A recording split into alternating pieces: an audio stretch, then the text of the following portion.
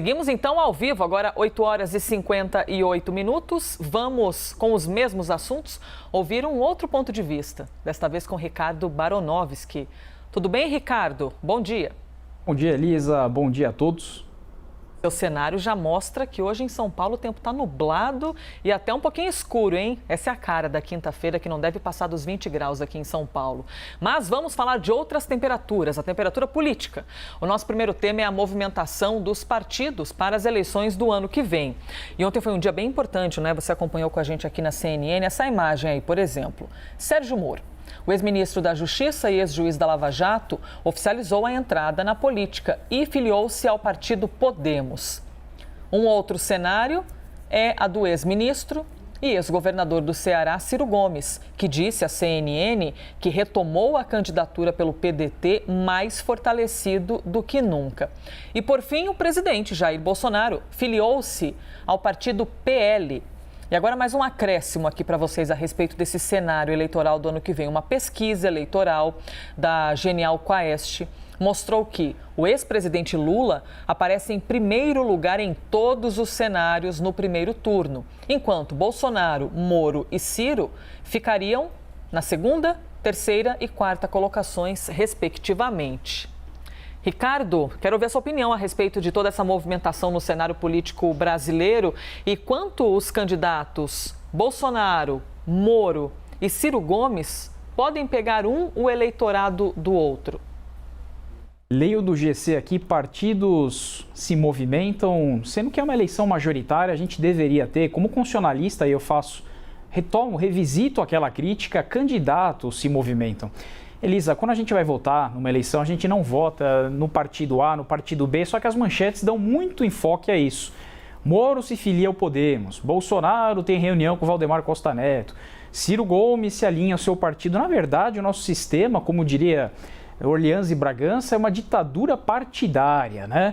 Então, eu revisito esse tema dizendo que mundo ideal, aí, fiel também à Constituição, se tivéssemos candidaturas independentes, candidaturas avulsas, trazendo um estudo aqui de direito comparado, né? Se estivéssemos nos Estados Unidos, na França, no Chile, qualquer um de nós poderíamos concorrer às eleições sem partido político, sem esses 33 partidos políticos. Eu vejo o discurso do Sérgio Moro ontem, já ingressando aqui na pergunta, né? Você percebe que é um discurso partidário, foi orientado, tem toda uma cartilha partidária, isso tolhe um pouco a liberdade, a discricionalidade, a autonomia, e é muito difícil para um juiz, né, que ficou quase 2 décadas sentenciando. O juiz não pede, o juiz ele determina, né? Então o juiz ele tem uma posição prestigiada, merecida, né? E agora se coloca no jogo político, acordos, barganhas, trocas. Política é um cenário muito complicado para quem sai de algo redondinho como é o Poder Judiciário. Tem que ter um jogo de cintura imenso, né? E só trazendo então aqui também esse comentário é de que a nossa lei eleitoral exige que a filiação partidária ocorra 6 meses antes. Então é por isso também que o Dallagnol exonerou, né, no Ministério Público Federal, senão ele não conseguiria cumprir esse prazo de 6 meses. Antigamente nós tínhamos na lei eleitoral um prazo de 1 ano, hoje ele foi reduzido para um prazo de 6 meses. Mas só concluindo aqui o raciocínio, se a gente tivesse uma candidatura avulsa independente, aquela independentemente de partidos políticos, teríamos um fortalecimento da democracia, uma pluralidade maior, uma autonomia, uma independência. Temos uma PEC hoje, né, uma proposta de emenda à Constituição 350 de 2017, regulamentando esse tema aí, mas não vai para frente, a gente sabe como existe o domínio dos partidos. Agora vamos ingressar no tema, né, Elisa? Eu vi que você citou uma pesquisa, foi realmente a pauta entre ontem e hoje. Eu assisti agora 10 minutos antes.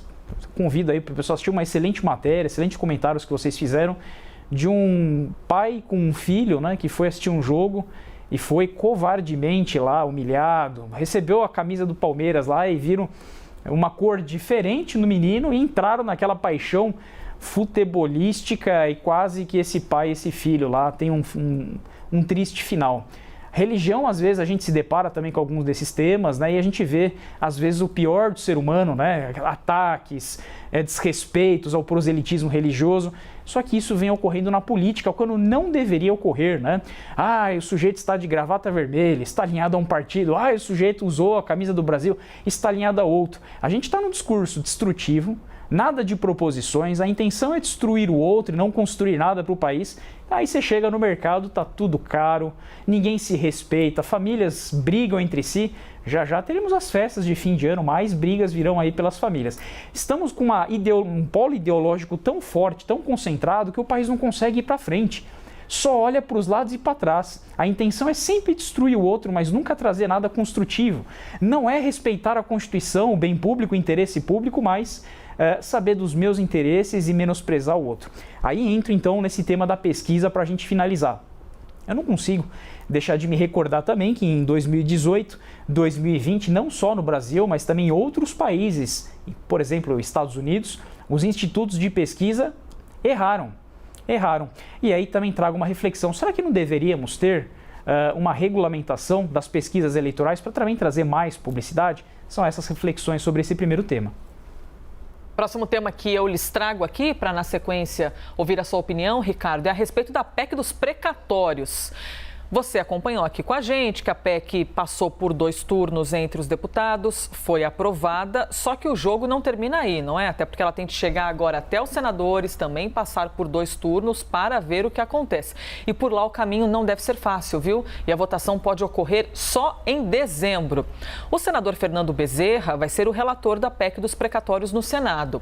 Ele afirmou que, o quanto antes a PEC avançar, melhor, mas é preciso respeitar o que ele chama de tempo político.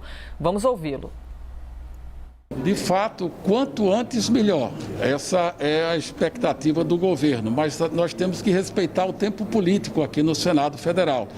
Eu tenho muita confiança, assim como foi feito agora para a transformação do Bolsa Família no Auxílio Brasil, que já vai começar a ser pago a partir do dia 16 deste mês de novembro. Certamente, assim que o Senado Federal deliberar, que eu tenho uma expectativa que possa ser ou na semana do dia 23, 24 ou na semana do esforço concentrado, nós chegaremos ao final de dezembro iniciando o pagamento com um valor revisto de R$ 400 para os beneficiários do programa Auxílio Brasil. Bom, relator então da PEC dos precatórios entre os senadores é o senador Fernando Bezerra, que é também o líder do governo no Senado. De alguma maneira, Ricardo, esse cenário pode facilitar o caminho ou, na verdade, as complicações, as discussões e os embates serão absolutamente os mesmos? Teremos agora mais 2 turnos no Senado Federal, 49 senadores precisam aprovar por 2 vezes, né? O regimento até do Senado traz ali um prazo de reflexão entre os senadores. Na verdade, esse prazo de reflexão é um momento de costura política, né? 5 dias úteis, a gente tem esse chamado interstício, né? Ou entre turnos, é para que haja uma reflexão. O parlamentar que assim vota na PEC, ele pensa, reflete, vê a repercussão social. Tivemos várias vezes em que o parlamentar vota no primeiro turno e se arrepende e vota no sentido contrário em segundo turno. O que a Câmara dos Deputados demonstrou para a gente foi o poder ali de barganha, de argumentação do Arthur Lira, né? Ele conseguiu elevar para mais 11 votos de 312, subimos para 323 e agora esse mesmo papel a gente vai ter que observar tanto do relator quanto também do presidente da casa. Trago aqui alguns números, Elisa. O MDB hoje tem a maior bancada, são 15 senadores federais. A segunda maior bancada a gente tem lá o PSD com 12 senadores federais.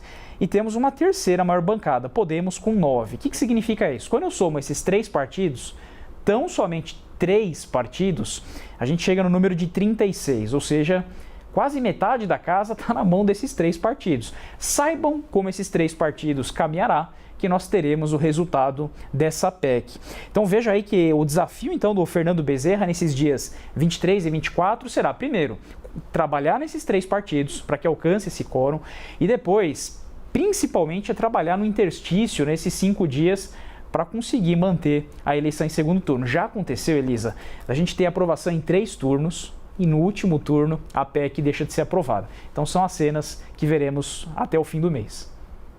E a articulação do governo para essa PEC passar em 2 turnos no Senado, você acredita que a votação deve ocorrer de fato em dezembro? Existe a expectativa de que seja o mais célere possível, não é, Ricardo? Só que, como disse o senador Fernando Bezerra, é preciso respeitar o tempo político, apesar de que a gente está falando de uma PEC que é para viabilizar a fome, não é, dos brasileiros. Complexo resolver essa equação, hein? É bastante complexo, né? Eu sempre gosto de olhar a nossa audiência ali, acho que eles são os nossos chefes, são os nossos patrões, eu fico muito honrado ali, às vezes vem bastante aluno comentando, o discurso foi técnico, não foi partidário, sempre essa análise muito imparcial, fiel à lei, né? Então, novamente, trago aqui meu prestígio para vocês. E eu olho o seguinte, Elisa, nós temos um nó górdio aí, é um desafio insondável, que é isso? De um lado tem gente esperando o PEC há 20 anos, teve um rapaz que comentou, meu pai está há 20 anos esperando. De outro lado tem gente passando fome. E aí? São duas facas, não tem para onde correr nesse cenário, mas ao que parece, se pretende pagar já o Auxílio Brasil, a primeira parcela para dezembro. Não se quer procrastinar essa votação da PEC para o ano eleitoral, porque as coisas ficam muito piores. Vamos agora ao próximo assunto, então, 8 horas e 59 minutos. O índice de preços ao consumidor amplo, que mede a inflação oficial do país, atingiu 1,25% em outubro.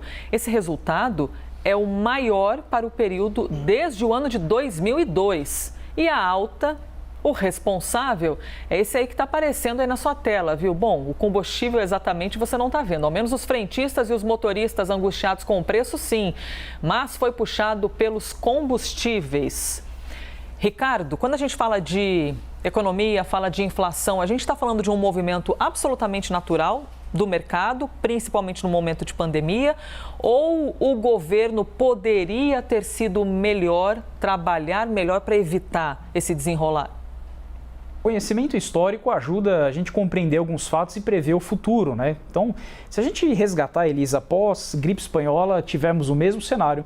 Se a gente resgata aí pós Segunda Guerra Mundial, a mesma coisa. Se a gente fizer uma análise, então, comparada entre outros países, veremos a Alemanha, Reino Unido com uma inflação bastante alta. É que isso se agrava no Brasil porque já tem um histórico de miséria, né? Aquele dado que eu trouxe ontem, mais de 105 milhões de pessoas, eu estou falando aí, uma parte muito substancial do país vive com menos de R$15 por dia.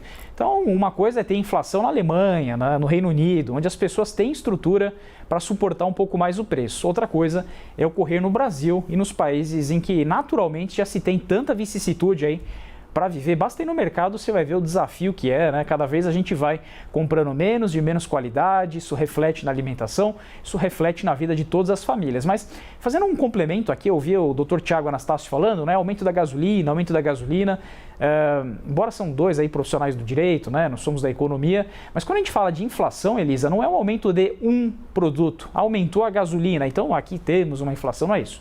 Às vezes tem alguma coisa que interfere com o setor, como a gente analisou ontem em relação ao petróleo. A inflação é um aumento contínuo, generalizado de todos os preços. Convido o amigo que assiste. Estava ontem à noite assistindo o Fernando Nakagawa, aqui do CNN Business. Ontem à noite ele deu uma aula de como se enfrenta, né, a história da inflação. Ele trouxe alguns dados, né? Açúcar aumentou 44%, óleo de soja 32%. Carne nem se fale, o tomate é o vilão, né? 45% aumentando aí. O que é isso? É um índice de difusão de todos os produtos. Terminou a pandemia, é agora que vem a crise, é agora e daqui para frente. Segundo perspectiva, a inflação não vai ficar aí.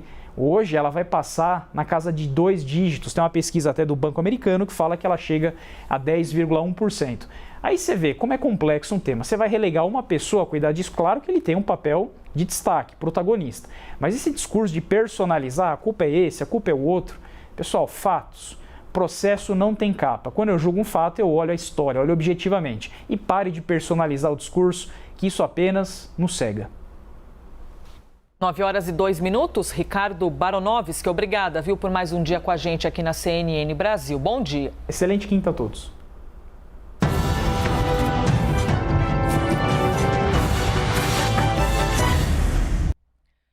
As opiniões emitidas pelos comentaristas do quadro não refletem necessariamente a posição da CNN.